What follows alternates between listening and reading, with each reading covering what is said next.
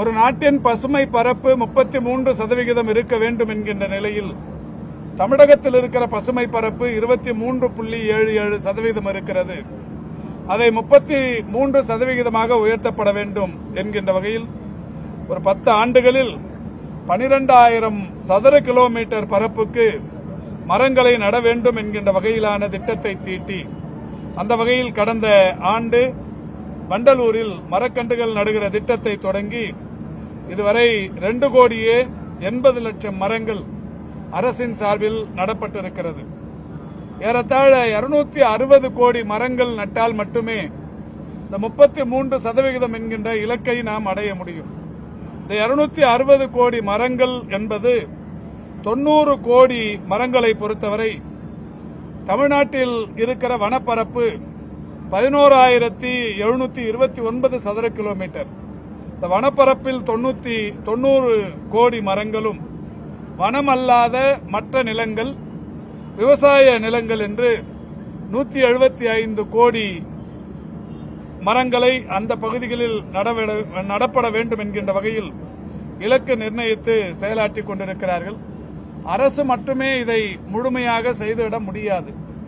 எனவே ஒட்டுமொத்த பொதுமக்களும், இயற்கையின் மீது ஆர்வம் கொண்ட அனைவருமே, சுற்றுச்சூழல் மீது அக்கறை கொண்ட அனைவருமே, எதிர்கால சந்ததிகள் இந்த மண்ணில் நலமுடன் வாழ வேண்டும் என்கின்ற உந்துதல் கொண்ட அனைவருமே மரங்களை நட வேண்டும் என்கின்ற எண்ணம் கொண்டவர்களாக இருக்க வேண்டும்.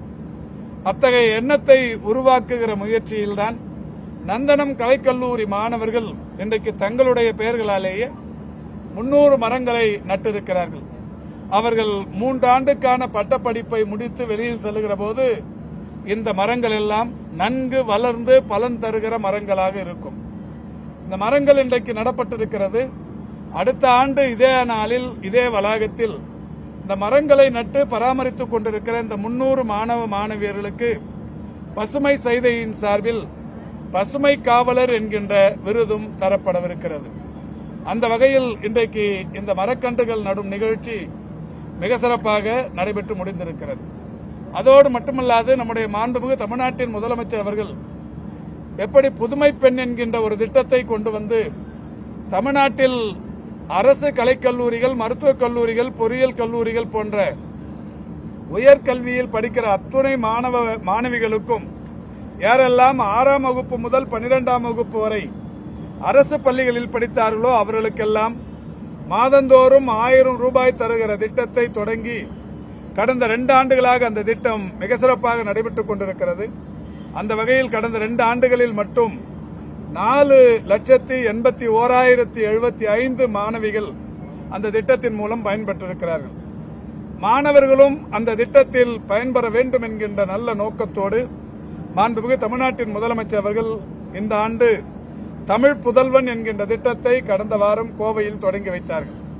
அந்த திட்டத்தின்படி 3,78,000 மாணவர்கள் பயன்பெறுகிற வகையில் இந்த திட்டம் 380 கோடி ரூபாய் மதிப்பில் செயல்படுத்தப்படும் என்று அறிவித்து இந்த திட்டம் தொடங்கப்பட்டிருக்கிறது.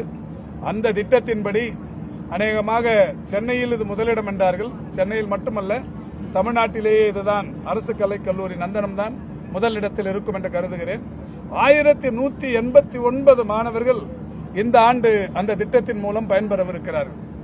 1189 மாணவர்களுக்கு மாதந்தோறுமான அந்த 1000 ரூபாய் இந்த கல்லூரிக்கு வழங்கப்படவிருக்கிறது.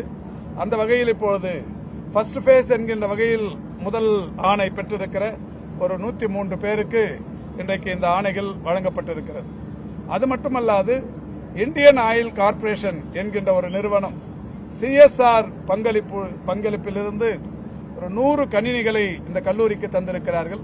அந்த 100 கணினிகள் பெருமதிப்பிற்குரிய கல்லூரியின் முதல்வர் அவர்களிடத்தில் நம்முடைய இந்தியன் ஆயில் கார்ப்பரேஷன் அவர்களின் வாயிலாக ஒப்படைக்கப்பட்டிருக்கிறது. அவர்கள் இந்தியன் ஆயில் கார்ப்பரேஷன் இன்னமும் இந்த கல்லூரிக்கு என்ன வசதிகள் எல்லாம் வேண்டுமோ அவற்றையெல்லாம் தங்களுடைய CSR நிதி பங்களிப்பில் செய்வதாக உறுதியளித்திருக்கிறார்கள். அந்த வகையில் இந்த நந்தனம் கலைக்கல்லூரி என்பது ஏற்கனவே ஒரு வரலாற்று புகழ்பெற்ற கல்லூரி. இந்த கல்லூரியிலிருந்து ஏராளமானவர்கள் இன்றைக்கு IAS அலுவலர்களாக, IPS அலுவலர்களாக, தாயகம் கவி போன்றவர்கள் சட்டமன்ற உறுப்பினர்களாக இன்றைக்கு இந்த கல்லூரியில் பயின்ற பழைய மாணவர்கள் இருக்கிறார்கள். எனவே அந்த வகையில் இந்த புகழ்பெற்ற கல்லூரியில் நடைபெறுகிற இந்த சிறப்புமிக்க நிகழ்ச்சி இன்று மிகுந்த எழுச்சியோடு மாணவர்கள் மத்தியில் நடந்தேறி முடிந்திருக்கிறது. ஆமா, மருத்துவக் கல்லூரிகள்ல ஏற்கனவே பசுமை பரப்பை அதிகரிக்க வேண்டும் என்று 36 அரசு மருத்துவக் கல்லூரிகளுக்கும் உத்தரவிடப்பட்டு எல்லா கல்லூரி வளாகங்களிலேயும் மரங்கள் நடப்படுவது என்பது நடைபெற்றுக் கொண்டிருக்கிறது. அது அரசின் சார்பில் நடைபெறுகிற பணி. இந்த கல்லூரியை பொறுத்தவரை சைதை தொகுதிக்குட்பட்ட கல்லூரியாக இருக்கிற காரணத்தினால் ஏற்கனவே பசுமை சைதை என்கின்ற ஒரு திட்டம் 2017 ஜூலை 1ஆம் தேதி மாண்புமிகு தமிழ்நாட்டின் முதலமைச்சர் அவர்களால் தொடங்கப்பட்டு இன்றளவும் 1,20,000 மரங்களை நட்டு சாதனை படைத்திருக்கிறது. நட்டது மட்டுமல்ல, தொடர் பராமரிப்புகளை மேற்கொண்டு இன்றைக்கு எல்லா மரங்களும் வளர்ந்து பலன் தந்து கொண்டிருக்கிறது. சைதாப்பேட்டையில் நீங்கள் எந்த தெருவுக்கு சென்றாலும் புங்கன் மரங்கள், பூவரச மரங்கள், அத்தி மரங்கள், நாவல் மரங்கள், வேப்ப மரங்கள் என்று அனைத்தும் நாட்டு மரங்களாக காட்சியளிக்கும் நிலை சைதாப்பேட்டையில் இருந்து கொண்டிருக்கிறது. அந்த வகையில்தான் இன்றைக்கு இந்த சைதை தொகுதிக்குட்பட்ட ஒரு அங்கமாக இந்த கலைக்கல்லூரி இருக்கிற காரணத்தினால் இங்கே இந்த திட்டம் தொடங்கப்பட்டிருக்கு.